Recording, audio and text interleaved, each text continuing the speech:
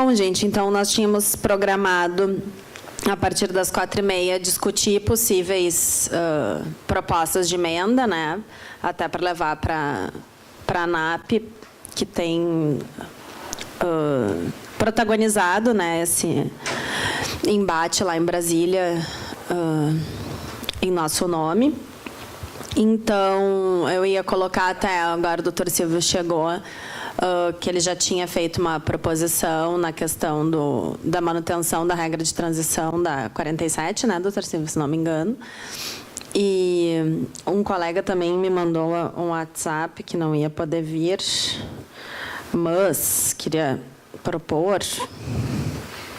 Vamos ver. Que a sugestão de emenda seria não revogar o artigo 6º da emenda 41/2003, mantendo a regra de transição, então. Mas não sei se, Nuzeu, tu queres dizer algumas emendas que vocês já estão imaginando para daqui a pouco a gente poupar tempo. Eu tinha algumas ideias, mas exato. Eles foram falando que algumas já estão ali. Talvez não tinha dizer. Exato. Pensando e tal. Isso. Depois, de repente, a gente só acresce. Acresce o que pensou. Perfeito. Então tá ótimo. Essa é uma fase muito rica, né, da gente poder então dividir a partir de tudo que a gente leu, ouviu, conversou, pensou, qual a proposta daqui para frente, né? Então, como disse nosso presidente Telmo, realmente não é uma luta que a ANAP faz sozinha. Então nós estamos sempre em contato com essas entidades, seja do Fonacat, seja da Frentas, e tem assim um grupo assim liderados pela Anfip, né, que cuida mais assim da parte tributária. Então, o que aparentemente é consenso para se tentar mudar? Então, por exemplo, capitalização é algo assim, que há um certo consenso nas entidades que pode não ser uma coisa muito boa. Então, vários estudos, eles já me passaram alguns, eu confesso que esses eu não li.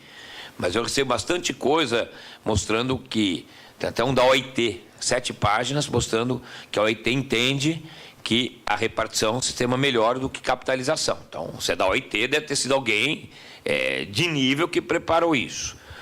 Bom, então, aí é uma questão de mérito, tá certo? Eu não tenho ideia de quantos parlamentares sabem o que é capitalização, como que eles querem trabalhar isso, como seria a transição, quanto custa. Agora, aparentemente, o governo tem essa ideia de que capitalização é uma coisa boa, tá certo? Então, eu acho que esse vai ser um primeiro embate totalmente de mérito, tá certo? Quer dizer, de pessoas tentando mostrar uns para os outros se o sistema é ou não o melhor. Então, é algo que eu sei que essas pessoas que trabalham nisso, quem pensa modelo de previdência, está tendendo a tentar mostrar no Congresso que o sistema pode não ser bom. Então, esse seria um ponto. Não nos atingirá, tá certo? Mas atingirá quem entrar a partir de agora no sistema, seja no regime próprio, seja no regime geral. Bom, a questão que eu acho que ganha uma importância grande, não obstante já tenha todo um discurso preparado contra, é esse discurso da desconstitucionalização. Ou seja, nós estamos mostrando para todo mundo que é perigoso tirar da Constituição algo que já está na Constituição há tanto tempo e que dá segurança para ambas as partes. Então, foi aquilo que eu falei de manhã. O artigo 40, na redação original da Constituição de 88, tinha só 5 parágrafos. Era o que se achava suficiente.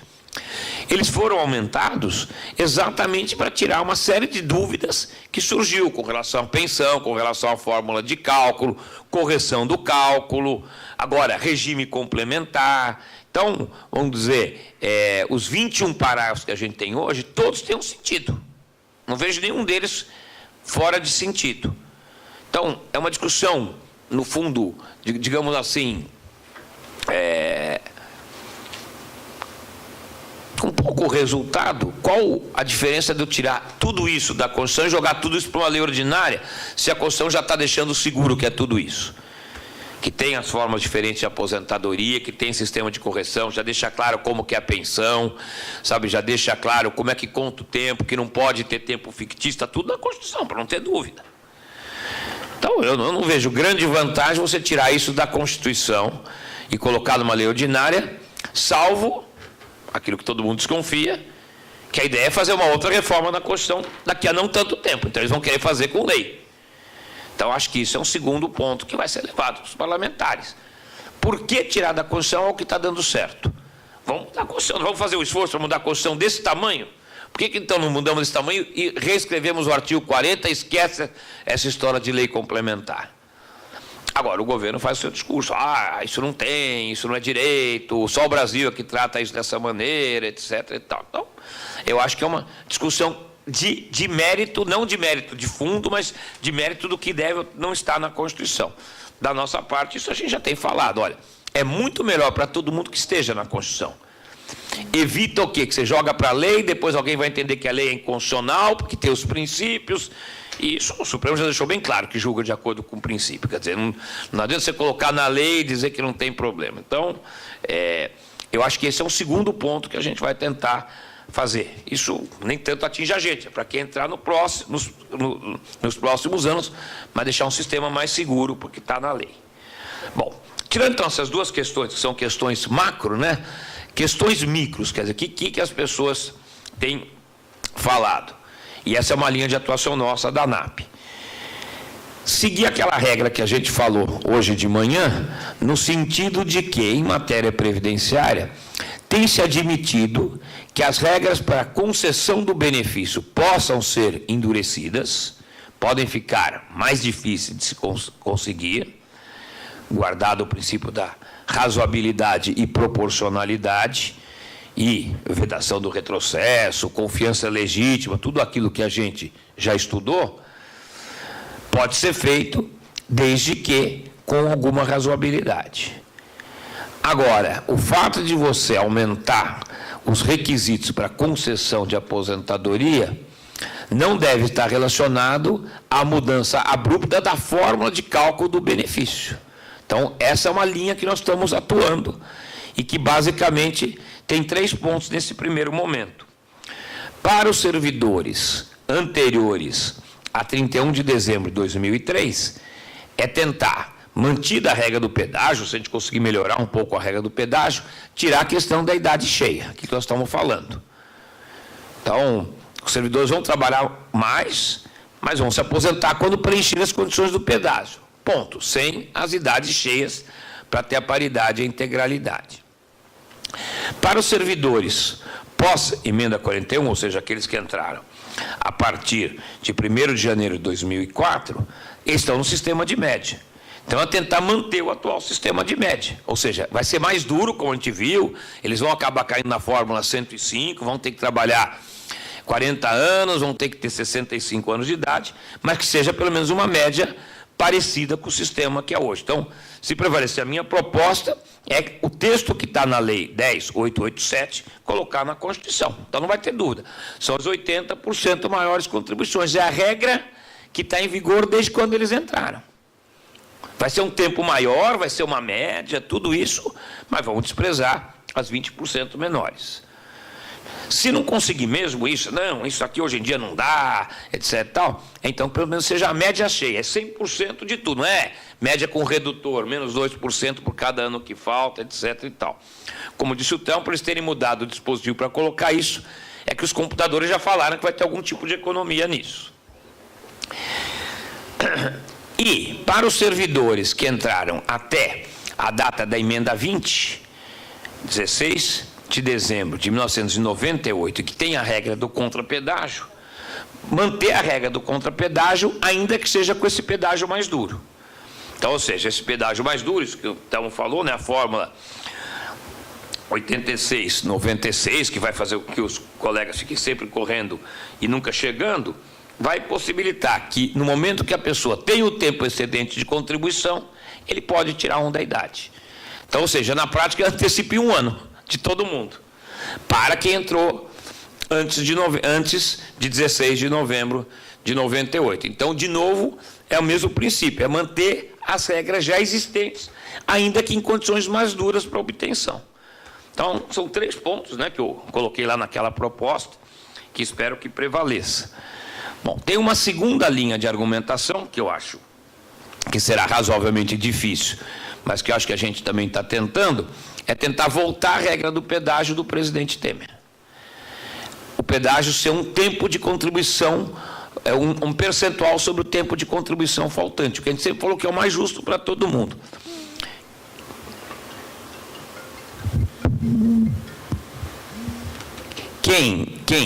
Para quem falta um ano, é uma porcentagem de um ano. Para quem falta 2 anos, é uma porcentagem de 2 anos. Para quem falta 5 anos, ou seja, é justo, não tem... Comecei a trabalhar cedo, então tenho tempo, mas não tenho a idade, comecei a trabalhar mais tarde. Isso eu acho que o governo resistirá bastante, porque acho que esse sistema de pontos já é feito realmente para adiar, que é visivelmente o que eles querem, tá certo? Então, é uma outra linha que nós estamos trabalhando. Na questão, isso é uma demanda muito forte na ANAP, tá certo? Na questão de quem está nas regras pós-emenda 41 e antes da instituição do sistema de previdência, do regime de previdência complementar, se possível, colocar uma própria norma na Constituição, dando um prazo para uma migração constitucional, quer dizer, ou seja, a Constituição que já entende que pode ter essa migração, ela vai dar um prazo para todo mundo. Então, todo mundo aí teria um prazo para verificar se quer ou se não quer. Mas, para isso, tem que ser, então, o sistema de previdência complementar com contrapartida, né? Ninguém vai fazer isso para sair de um sistema que, impossível, que um especialista fala que vai ficar capenga, tá certo? Então, nós estamos partindo do princípio, se for capitalização, se chegar a essa conclusão que esse sistema é melhor, isso eles já deixaram claro que é daqui para frente, quer dizer, não vai fazer capitalização para trás, mas daí tentar colocar esta regra e a migração poderá ser feita das regras anteriores. Seja para o Estado reconhecer o período que esses servidores ficaram no regime próprio e criar um benefício especial lá na frente, seja para garantir a contrapartida nas suas futuras contribuições. Então, aí todo mundo vai saber claramente qual que é a regra. Eu estou no regime próprio, tenho 8 anos de contribuição, quero migrar ou não quero migrar? Agora, isso, a gente sabe, significará um aumento do déficit do regime próprio no curto prazo. Mas é um sistema que todo mundo fala, está mudando para um sistema melhor. Então, ou seja, o Estado vai ter que saber que uma parte desse valor vai ter que ser coberto com contribuições, com verba orçamentária. Ou seja, não dá para os outros, para os inativos ficarem pagando porque as pessoas migraram. Então, eu acho assim que é um conjunto que eu acho que vem bem na linha do que o presidente Telmo falou hoje de manhã. Quando a gente pensa numa questão previdenciária, tem que pensar em regras justas. Porque são pessoas que se dedicaram uma vida inteira para colher um benefício no momento em que ele está mais velho. Então tem que ser uma coisa justa, não é uma coisa de economista, de choque fiscal, déficit público, isso tudo são componentes que têm que ser levados em conta, mas não apenas esses. Então, essa seria uma situação que eu acho que caminhar-se-ia para uma coisa melhor. Ter uma possibilidade de imigração, como se tem lá no âmbito da União, para os estados poderem ter essa migração, mas garantindo a justiça, ou seja, a devolução do que se pagou para o regime próprio e a contrapartida da contribuição. Isso nós estamos falando só do regime próprio, tá certo? Quer dizer, no âmbito do regime geral tem um grupo aí pensando em coisas maiores. No regime geral de previdência foram colocadas 3 regras de transição. E para o regime próprio nenhuma, é só essa regra aí do pedágio mais a idade, tá certo? Então, foi uma coisa que o Mauro Benevides disse que podia importar. Ele sugeriu também, se nada disso der certo, se a gente não conseguir mudar, porque a gente está pensando na transição para todos, uma transição melhor para todo mundo.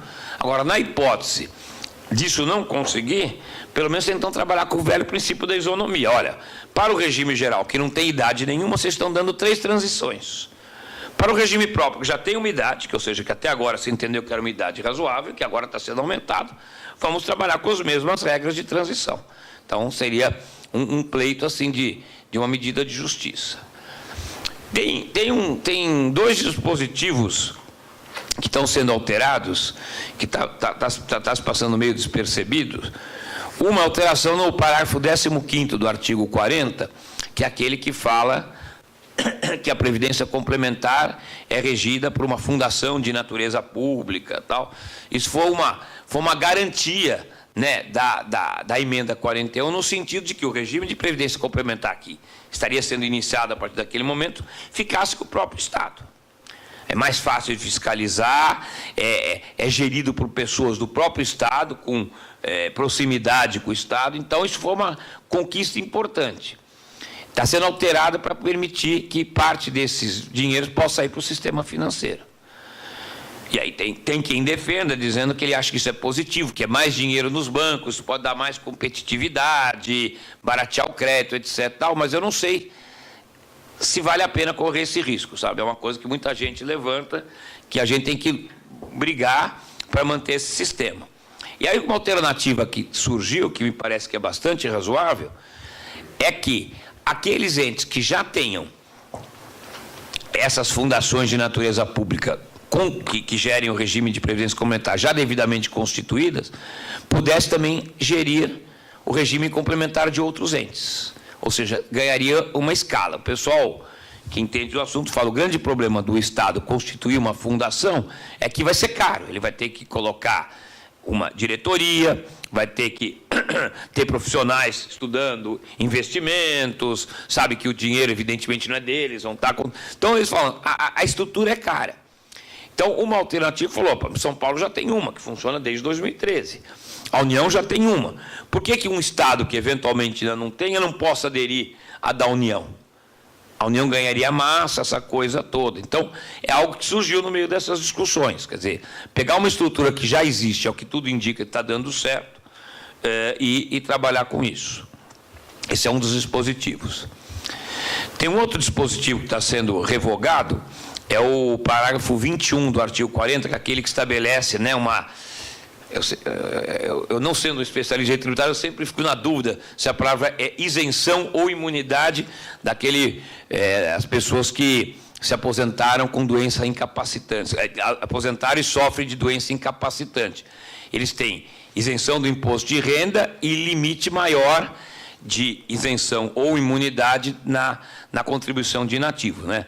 A contribuição de inativo incide sobre o que supera o teto do regime geral. No caso desses servidores aposentados, é 2 vezes esse limite, incide sobre o valor do dobro e está sendo revogado. Aparentemente, a ideia é tratar todo mundo pagando a contribuição, ainda que esteja doente, etc. E tal. Então, é algo que não sei nem se está sendo percebido pelo Congresso Nacional. Nessa questão da desconstitucionalização, surgiu uma questão importante, se isso atingiria ou não a aposentadoria compulsória. Porque hoje está lá, na emenda, que a aposentadoria compulsória é aos 75 anos, mas isso vai ser objeto de lei complementar. Então, falou, olha, essa história de lei complementar é uma grande dúvida, porque ela pode, em tese, dizer que não é mais aos 75 anos. Então, tem pessoas questionando um pouco isso. Por quê? Porque há uma dúvida se realmente, agora que o Congresso entendeu que 75 anos é a idade boa para a aposentadoria compulsória, se é o caso de se voltar para 70, e se é o caso de voltar a 70 por lei, não por emenda à Constituição. Então, é um ponto também que já apareceu. Essa proposta de tentar manter a regra do artigo 6º da emenda 41 é o sonho de consumo de todo mundo, tá certo? Quer dizer, então, o nosso entendimento é que talvez fosse possível, nessa situação que o presidente Telmo falou, de tentar ter a mesma transição do regime geral, ou seja, aplicar esta regra, que já existe, seria sem alteração, apenas... E aí, se for usar esse paralelismo, seria para as pessoas que estão há menos de 2 anos. Aí é uma questão interessante, né? Quer dizer, é o critério de corte que eles usaram para o regime geral. Então, podíamos tentar falar a mesma coisa. Ó, são pessoas que já estão tão próximas dessa regra, vão manter. Mas daí vai surgir sempre essa dúvida. E o que está há 2 anos e 1 mês, 2 anos e 15 dias, etc. Tal. Então, ou seja... Como nós achamos que isso o governo vai resistir muito, porque ele quer uma regra de transição que atrase, ainda que seja um pouco, a gente acha mais fácil, talvez, brigar pela regra de um pedágio menor e a regra do contrapedágio do que brigar por manutenção dessa regra. Agora, é um pedido que tem sido feito em vários lugares. Olha, nós já estamos nessa transição, Então, com relação a isso, nós temos que brigar para manter essa mesma regra de transição. Ou seja, não deixar revogar isso. É que eu acho que o que eles querem mesmo é revogar isso, tá certo? Mas é algo que está também em debate. Acho que, inclusive, pelo que eu fiquei sabendo, uma das emendas aprovadas nesta semana, me contaram que é isso. Manutenção da regra do artigo 6º. Eles vão levar isso como uma proposta.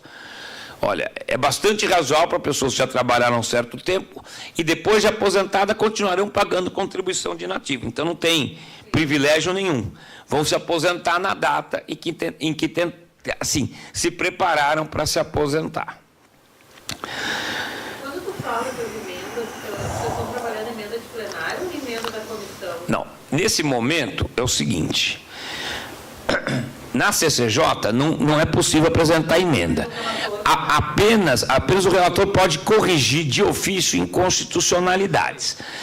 Então é o seguinte, como nós todos achamos que tem inconstitucionalidade, sobretudo nessa questão das alíquotas, a ideia é designar o relator, que isso, como disse o presidente Telmo, vai ser feito a semana que vem. Isso não vai acontecer diferente. Muito provavelmente vai ser feito na quarta-feira. A grande dúvida é se ele preparará um parecer já na próxima semana, ou seja, ele é nomeado e já faz o parecer, ou se ele vai deixar para apresentar uma outra semana. Então, por isso a nossa previsão. A gente tem que estar trabalhando com a hipótese mais apertada.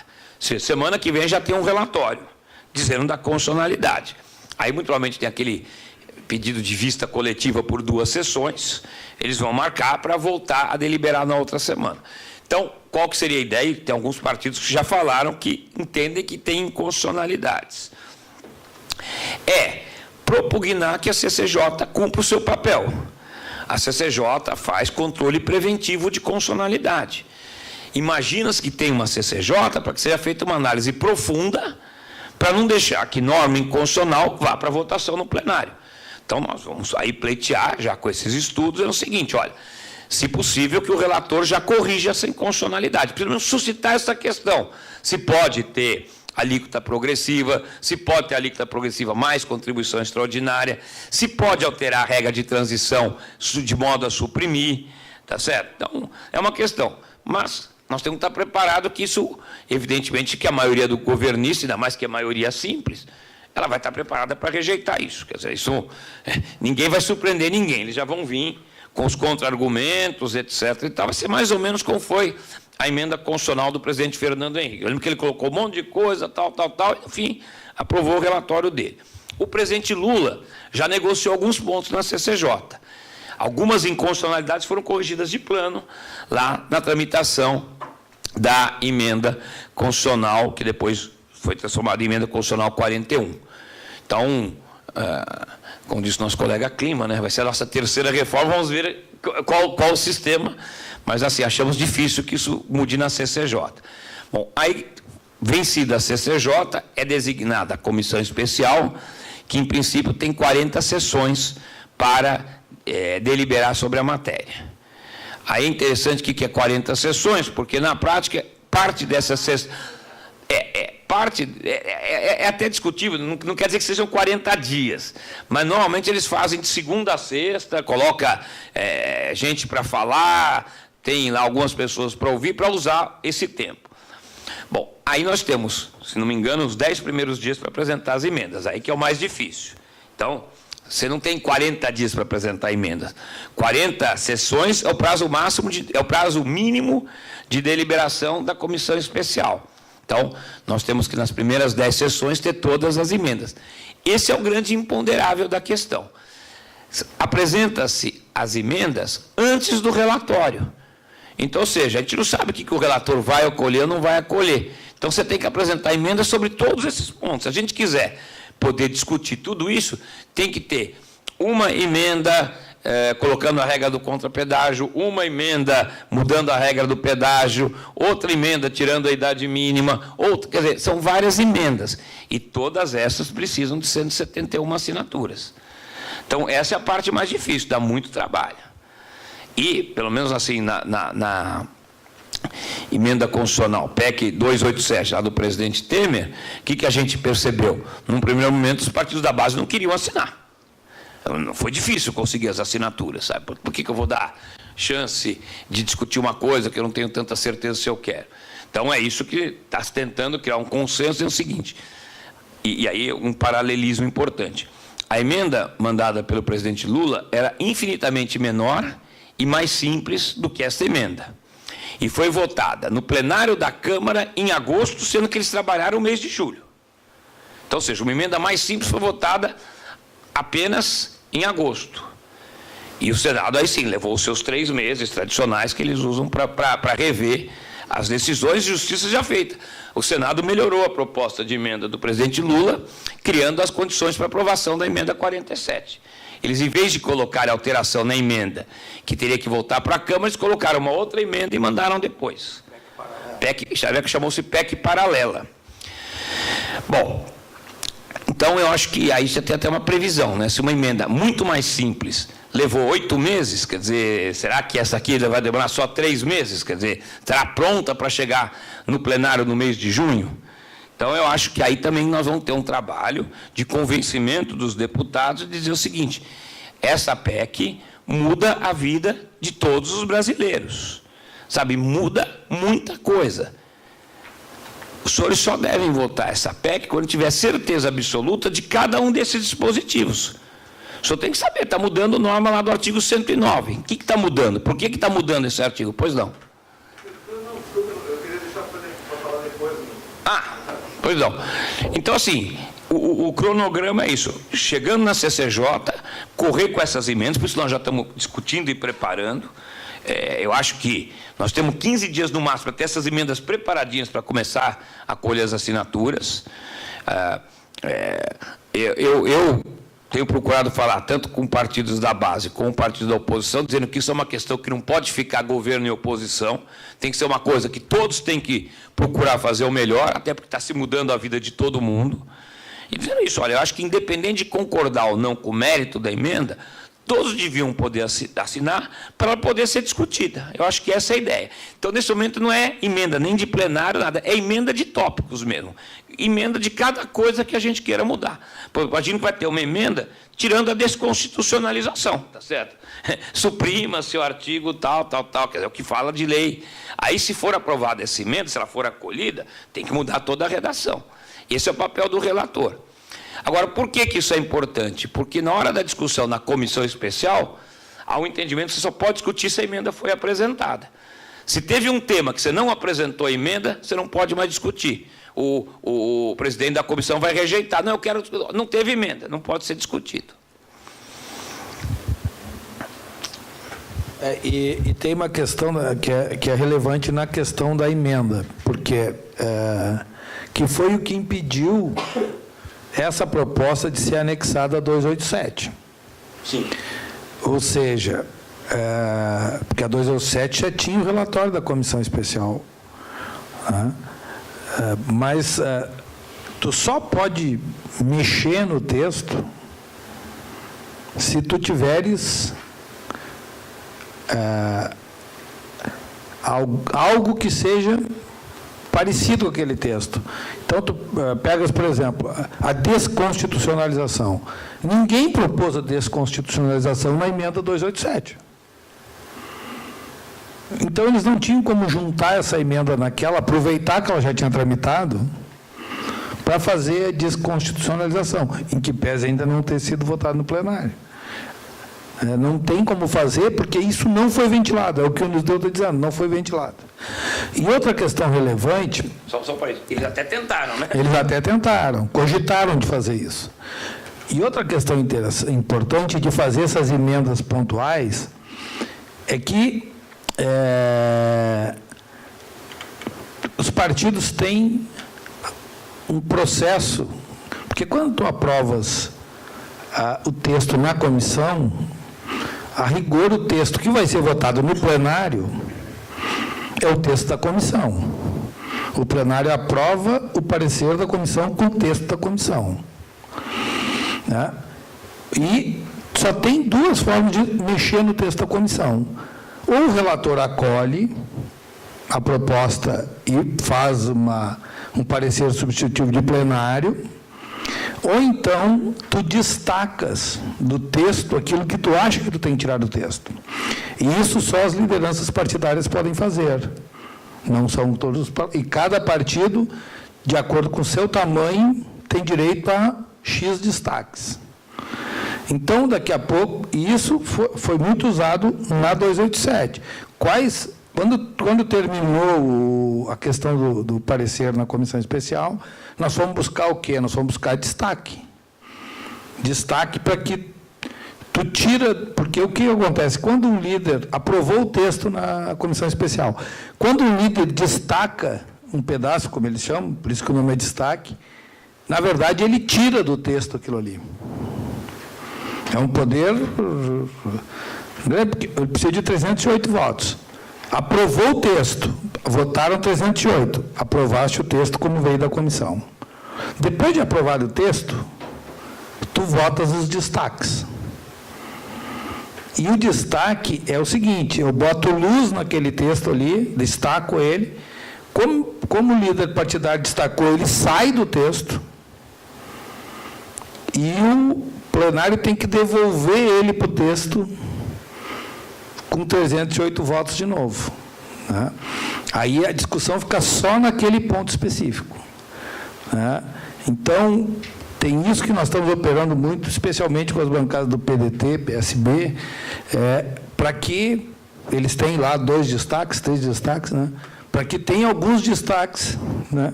Que seja para nos atender. Né? Porque essa é a forma que a gente pode ter de aprovar o global e depois suprimir alguma parte do texto da forma que nos atenda minimamente. Nessa proposta do Temer, nós tínhamos o compromisso de destaque do PDT, eu acho. Dos dois. Do PDT e do PSB. Se um falhasse, teria porque o que ocorre? Os partidos se conversam e eles não destacam o mesmo tema. Porque eles conversam. Por que eu vou gastar um destaque? Por que eu vou gastar um destaque meu se o MDB vai fazer o mesmo destaque? Então, deixa o MDB fazer o destaque dele. Eu faço de outro assunto. Tá?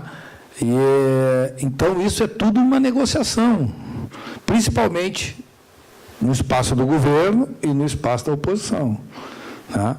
E isso tudo a gente já está pensando, por isso essa questão de várias emendas, por isso a questão de querer reintroduzir, retirar do texto determinados temas, até a redação do texto é importante, para que a gente possa destacar e retirar um pedaço inteiro da norma. Né?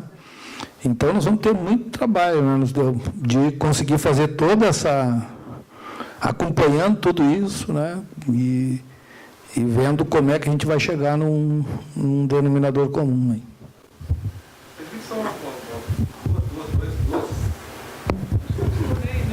Não, é que está gravando. Agora não vou poder falar o que eu ia falar. Deixa eu só contar uma história importante, que acho que talvez alguns não saibam. Nós entramos no subteto que nós temos hoje, no artigo 37, inciso 11, com destaque de plenário. Nós não estávamos no texto. O texto aprovado na comissão especial, estou falando da emenda 41. O texto aprovado na comissão especial não colocava os procuradores. Tinha uma promessa, mas acabou não sendo cumprida. Nós conseguimos um destaque de bancada para a inclusão no texto. Passamos 2 dias inteiros dentro do Congresso Nacional negociando que os partidos apoiassem esse destaque. E eu falo com orgulho, foi a única carreira do Brasil que entrou no texto constitucional num destaque de plenário. Outras carreiras, talvez mais fortes, mais numerosas, mas foi destaque. Porque o destaque tanto pode ser para suprimir quanto para acrescentar. Mais uma vez, eu gostaria de parabenizar aqui a iniciativa e principalmente a fala dos colegas ali. O doutor nos deu um prazer em conhecê-lo aqui agora, que não tinha ainda o privilégio, não tive esse privilégio de conversar pessoalmente. Mas essa reforma está dialogando muito com questões conjunturais de economia. Certo? Teve um economista que chegou a dizer aqui no jornal de Porto Alegre, que eu li, que vai chover dinheiro de gringo se aprovar a Previdência, enfim. E o servidor público, enfim, tem que estar sempre pagando uma conta, uma espécie de conta, assim, além de se adequar, vamos combinar que tem que se adequar realmente assim aos tempos, né? É isso que está colocado. O colega Clima, ele fez a provocação, mas não ficou, mas ele forçou um pouquinho ali na questão, por exemplo, da Constituição de 88, né? Ao falar que ali houve já um problema ali, só que em 1980 a expectativa de vida média do Brasil era 58 anos, 60. Hoje a realidade é outra. Então, ali ela legislou em função de uma realidade. Mas eu acho que o serviço público, o servidor, ele não pode ter que responder permanentemente por problemas de crises ou investimento público como se fosse o problema. E essa questão de privilégios, vamos tratar ela como privilégios e não como um problema de direito adquirido que tem que ser abolido também, né? Uma coisa que eu gostaria de concordar assim, e reforçar pessoalmente é sobre essa questão da capitalização. A capitalização é muito problemática. Já foi apontado, por exemplo, assim, alguns setores como numa conjuntura de juros baixos, enfim, de controle da inflação, ela rende menos e, consequentemente, para manter o rendimento, o servidor público teria que contribuir mais ainda para aquele fundo, para compensar um problema eminentemente conjuntural, muito de risco, né? Fora nós aqui, todas as procuradorias do Brasil estão envolvidas na questão de combate à corrupção. Enfim, vamos combinar que todo mundo sabe que tem um problema muito sério com o Fundo de Previdência. Muito sério. Aqui em Porto Alegre, nós nos deparamos esse dia surpreendentemente com um problema desse, envolvendo um fundo de investimento privado numa obra pública aqui, onde, por exemplo, só a Prefeitura de Palmas, de Tocantins, perdeu 30 milhões de reais naquele investimento público ali que botou ali. Tem uma CPI lá rolando e é muito problemático isso. O nosso fundo de previdência do IP botou 17 milhões e meio ali, a coisa está meio... Não se sabe como é que vai parar e onde é que vai parar, segundo diz. Então, assim, reforçar, o problema de capitalização ele é muito sério, assim, não só do ponto de vista de moralização, mas dos próprios riscos que ele contém. A outra questão que eu gostaria de voltar a um debate, desculpe se eu estou voltando. Assim, 40 anos de contribuição, 65 anos de idade. Mas e quem contribuiu 50 anos? Quem entrou no mercado de trabalho com 15 anos? Por exemplo, em vez de 25. Esse excedente de contribuição, como é que ele está sendo trabalhado? Né? Existe um critério de justiça para isso, um critério isonômico, enfim, né, para trabalhar essa questão do que se reduz isso, como é que se compensa isso numa realidade que a gente sabe que hoje o Brasil, no meio rural, ou até no meio urbano, 12, 15 anos, a pessoa já está ali, já trabalhando, e não sei se chega aos 65 anos de idade para isso. Então, há uma sobrecontribuição, vamos dizer assim, às vezes de 10 anos, às vezes de mais, para quem começou a trabalhar muito cedo, e que ingressa no serviço público também pode haver isso, quando entra com 18 anos de idade, por exemplo, a idade mínima, e vai trabalhar 47 anos. E, às vezes, pode não ter entrado com 25, que é a idade ali para chegar nos 45. Né, nos 40 anos de contribuição, 65 anos de idade. Então, eu tenho também essa pergunta numa realidade nossa. Doutor Telmo, também gostaria de parabenizar o contraponto na questão social, porque a aposentadoria não é só custo, ele é um investimento humano e é um investimento econômico. Né? Então, isso me parece também ser um argumento muito importante, que ele cumpre uma função muito importante na questão de distribuição de riqueza, não é só de renda, riqueza do Brasil, são coisas diferentes, e ela tem um papel também muito importante nesse plano. Desculpe se me estendi, mas tenho essa indagação também para colocar. Como é que fica vamos dizer, essa sobrecontribuição que se dá para quem entra no mercado de trabalho muito cedo? Perfeito. Obrigado pela pergunta e desde já a nossa concordância exatamente com isso. Quer dizer, ou seja, na realidade, se pensa numa fórmula matemática para adiar as aposentadorias. Mas o exemplo é exatamente, ele é altamente injusto com quem começou a trabalhar mais cedo. Então, ou seja, a emenda constitucional 47, ela resolveu claramente essa questão. A idade era, né, e ainda é hoje. Eu sempre falo servidor, né, por exemplo, talvez mais fácil. 60 anos de idade com 35 de contribuição, aquilo que na época se chamou de Fórmula 95, que era uma coisa tida como bastante razoável na ocasião. O presidente Lula falou, nós vamos implantar no Brasil a Fórmula 95. Então, era isso. Agora, a sabedoria da emenda 47 é essa. Olha, muitas pessoas começam a trabalhar mais cedo. Portanto, elas podem chegar na Fórmula 45, tirando um ano da idade por cada ano excedente da contribuição. É a regra do artigo 3º da emenda constitucional 47, aquilo que nós chamamos a regra do contrapedágio. Então, eu acho que a maior justiça que nós podemos fazer, qualquer que seja o sistema de pedágio, é colocar de novo a regra do contrapedágio. Exatamente esse é o ponto. Quer dizer, foi como você falou, quem trabalhou com 15, começou a trabalhar com 15 anos, trabalhou 10 anos a mais do que alguém que começou a trabalhar com 25. Então, é justo que ela se aposente mais cedo, não pode ser uma regra de pedágio. O exemplo que o doutor Telmo deu do nosso vice-presidente da ANAP, que trabalha desde os 14 anos. Então, nós achamos que a melhor maneira de tratar isso é, ainda que seja essa fórmula 105, quer dizer, então é 10 anos a mais, mas podendo tirar um da idade por ano da contribuição. Ou seja, alguém que começou a trabalhar com 15 anos, ele vai atingir a fórmula 105 antes, vai poder tirar o ano da idade por cada ano excedente de contribuição. Sem prejuízo de manter, me desculpe, só para quem entrou antes de 2003, naquela regra de transição de quem já está. Isso. É a própria emenda 47. Quem está cumprindo os requisitos, né, que entrou antes de 2003, ele seja resguardado essa condição. São duas questões diferentes. Essa que nós colocamos, o senhor colocou, agora com 65 anos, um ano a mais, mas tem a própria regra da 47 para quem está cumprindo os requisitos e entrou antes de 2003. Isso me parece muito importante, né? Também porque está frustrando uma expectativa criada, assim, embora seja expectativa de direito, mas por um longo tempo o requisito já está sendo cumprido para quem entrou antes de 2003. Então são duas questões interessantes, me parece. Nós vamos tentar trazer. Eu vi que a Adriana pediu ali, mas só queria antes de coisa, porque eu afirmei uma coisa na minha fala e aí agora eu provo a afirmação. Porque em que pese nós imaginarmos que vamos chegar aos 200 anos, não é isso que dizem os gráficos da expectativa de vida. A expectativa de vida de quem chegava aos 60 anos em 1980, aos 60 anos, em 1980, ele tinha uma expectativa de vida, isso aqui são dados que o próprio governo junta. Então, ele tinha uma expectativa de vida de 15 anos, em 1980. Em 2015, ele passou a ter uma expectativa de vida de 22 anos. Então, nesses 40 anos, aumentaram 7 anos a expectativa de vida de quem chegou vivo aos 60 anos. E a expectativa de vida dele, a de sobrevida, na verdade não é de vida, de sobrevida dele, para 2060 é de 25 anos.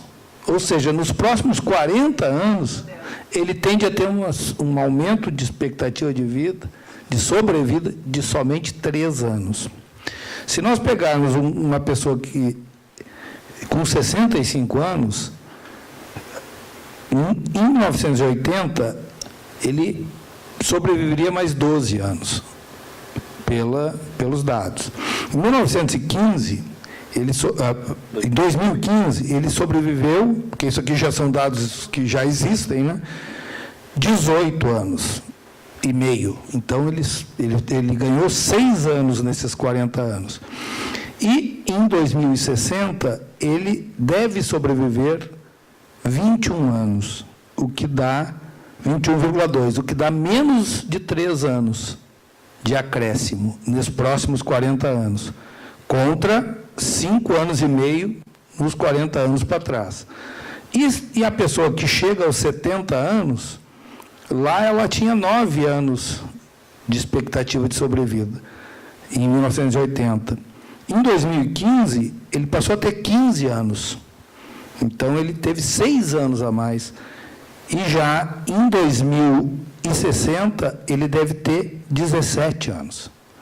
2 anos a mais. O que diz que o gráfico tende, e o gráfico está aqui, ele tende efetivamente a uma estabilização, ao contrário do que vem sendo afirmado. Esse gráfico aqui desmistifica um pouco o que vem sendo afirmado, que nós vamos chegar a uma idade matusalênica, né? Acho que esse gráfico foi feito por especialistas que estudam, não foi provavelmente o especialista que vaticinou que nós vamos chegar aos 200 anos, porque senão ele aumentaria essa expectativa de vida aqui, né? Então, isso aqui até aí se contrapõe à ideia da reforma, porque não está crescendo pelos estudos, não vai crescer do tamanho, quer dizer, nós temos os 61, que em 2020 vai virar 62 anos. Só que, por esse dado aqui, nós não vamos ter um ano a mais nesses 2 anos, como expectativa de sobrevida com mais de 65 anos. Por isso, provavelmente, que eles botaram explicitamente lá na Constituição, porque eles sabem que não ia se perfectibilizar a hipótese para crescer mais um ano naquele item lá. Adriana? Eu sou, a princípio, 2 sugestões, assim, até porque não foi mencionado, talvez até estejam trabalhando em termos de emenda, mas uma preocupação com a questão das alíquotas extraordinárias, né, da contribuição previdenciária, que, assim, acho que, claro, a par de tentar evitar que ela exista, mas, enfim, se isso não for possível, pelo menos nessa linha de alguma espécie de limitação, de tempo, de valor, enfim, acho que a gente teria que, talvez, né, tentar trabalhar alguma coisa nesse sentido, porque da forma como ela está prevista é muito aberta, enfim, o céu é o limite, né, para essa contribuição. Claro, a gente sabe que tem, no caso do inferno, mas a gente sabe que, enfim, depois, bom, teremos outras regras, outros princípios, mas tudo, por enquanto, nós estamos falando naquilo que a gente possa tentar ter que evitar levar para discutir no judiciário, assim, né, tentar garantir antes. E a outra coisa que me preocupa um pouco é essa questão de que está sendo retirada da Constituição essa garantia mais genérica de reajustamento dos benefícios em caráter permanente, para manter o valor né, real, que está lá no 40, parágrafo 8º hoje, em outras regras, e ele está saindo de todos, mesmo lá na parte geral, ele também não está. Então, remete tudo para a tal da lei complementar, que vai dizer como vai ser. Então, isso acho que está dentro daquela linha que a gente fala também de manter a constitucionalidade de certas regras, mas eu acho que essa é uma regra importante, né? Porque senão tu joga uma coisa que, bom, daqui a pouco nós não vamos ter, né? E agora cada vez a gente vai tendo mais gente com reajuste por regra do regime geral, então se ter algum nível mínimo de garantia do reajustamento desses benefícios me parece ser uma coisa importante também de se trabalhar, que isso não desapareça totalmente da Constituição e a gente fique a Deus dará nesse sentido. Muito obrigado pela sugestão. Eu acho que eu acabei me esquecendo de falar dessa questão das alíquotas, porque eu já tinha falado que aquele pessoal especializado em matéria fiscal está estudando. Mas, de fato, então, eu reitero que a questão, seja da alíquota progressiva, seja das contribuições extraordinárias, estão sendo objetos de um estudo à parte, isso inclusive já até dos próprios partidos de oposição, que já falaram isso, no sentido de arguir a inconstitucionalidade na própria comissão. Então, não é nem questão de mérito num primeiro momento, é levantar que já tem uma decisão do Supremo, que é essa ADI 2010, e eu já vi um documento do Fonacat até fazendo menção a um julgamento mais recente, porque essa ADI 2010 é da época do presidente Fernando Henrique. É uma lei que eu não sei se vão lembrar, vigorou acho que por 2 semanas. Ele propôs, era tão absurdo o que ele propôs que o Supremo julgou rapidamente, é um voto lapidado do ministro Celso de Mello. Mas tem um julgamento mais recente, eu não vou lembrar o número, mas eles já me falaram que tem. Então, na questão das alíquotas, levantada a questão da inconstitucionalidade. Talvez seja o primeiro ponto a se levantar claramente na Comissão de Constituição e Justiça. Mas, certamente, se isso vier a passar, a trabalhar emendas no sentido de modificar o que for possível na comissão especial, e, inclusive, como nós falamos, fazendo até um destaque, se for o caso, para depois ir de uma votação em separado.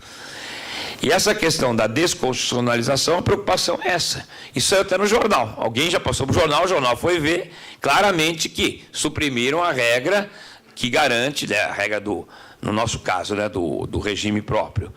Artigo 40, parágrafo 8º, que é garantido o reajuste de modo a garantir o valor real do benefício.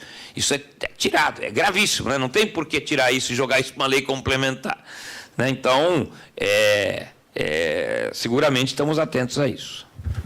E a limitação, certamente, né, até a doutora Sandra falou ali comigo no cafezinho ali, não sei se ela ia fazer a proposta agora. Na verdade, essa limitação, isso também está sendo trabalhado. Até onde, como nos deu disse, tem um grupo que acho que é vinculado à Anfip, não? Isso. Que é o que está trabalhando essa parte lá. Então, de verificar o que isso...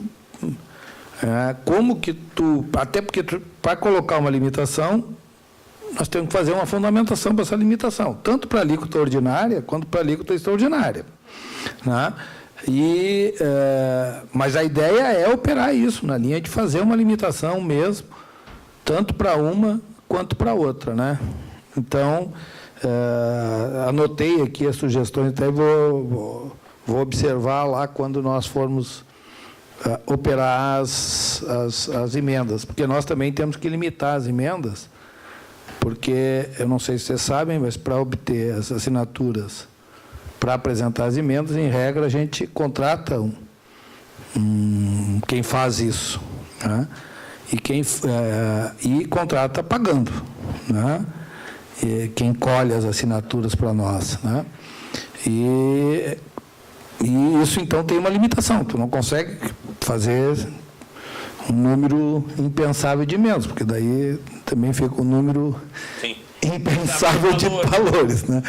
Mas os temas centrais nós vamos fazer. E o grosso vai ser feito naturalmente, eu acho. O grosso. Né?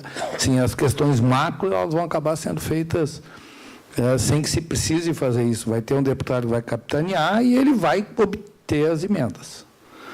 Nós tivemos na reunião da liderança da minoria, onde ficou meio combinado que os grupos de oposição todos firmariam todas as emendas. Nós partiríamos de 150, por aí. Então, na verdade, nós precisaríamos de mais umas 40, 50 assinaturas para não correr nenhum risco. Né? Mas... é isso, não é tão simples, não, porque depois que começa a fazer as emendas, é uma correria naqueles dias ali, porque tem que correr, porque todo mundo está fazendo emenda e todo mundo precisa de 171 assinaturas. É uma corrida de obstáculo, não, né? Não é tão simples assim, mas nós vamos tentar abordar todos esses temas. Mais alguém, colegas? Então, acho que finalizamos. Agradecer aos que permaneceram aqui até o fim. Acho que, estava olhando aqui, passamos 7 minutos da previsão de encerramento, mas foi um evento muito proveitoso. Acho que cheguei aqui 9h30 em ponto, saindo 5h40, a gente não parou de debater. Óbvio que a importância do tema exige. Então, agradecer novamente ao Dr. Telmo, Dr. Nusdeu, de virem aqui, de terem nos auxiliado a fazer essa apresentação e demonstrar para os colegas, para os associados, que a ANAP tem, sim, trabalhado com a ajuda das associações estaduais e que a luta está recém começando. Né? Aí a gente está aqui também à disposição, se surgirem outras sugestões, outros questionamentos, a gente está à disposição. E nós vamos também, assim como fizemos com o material, disponibilizamos no site, vamos disponibilizar no site da PERGS também essa apresentação que foi feita pelos nossos expositores de hoje. Então, um bom final de semana a todos e obrigada.